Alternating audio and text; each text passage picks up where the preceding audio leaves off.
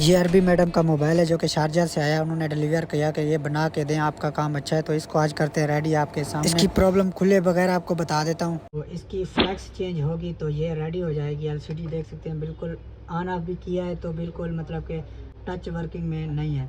तो इसकी जो है ना फ्लैक्स चेंज होगी तो ये एलसीडी रेडी हो जाएगी। तो चलते हैं, 1 घंटे के बाद मिलते हैं, फिर आपको दिखाते हैं इसका रिज़ल्ट।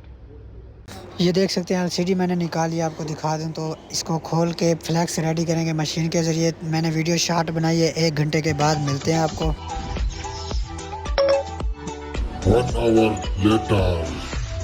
तो माशाल्लाह 1 घंटे के बाद हो गई है एलसीडी रेडी। आपको चेक करवा देता हूँ, बिल्कुल फिक्स करके आपको प्रोफेशनल तरीके से आपको दिखा देता हूँ। वाटर रेसिस्टेंट सील लगा लिए, ये लोगो आ चुका है और देख सकते हैं माशाल्लाह एवरीथिंग वर्किंग में माशाल्लाह। इसको करते हैं अभी डिलीवर बैक। अगर आपका भी कोई iPhone, Android, Oppo, Vivo, Huawei, Redmi कोई भी मॉडल है, हमसे रब्ता करें, इंशाल्लाह आपको प्रोफेशनल वर्क मिलेगा।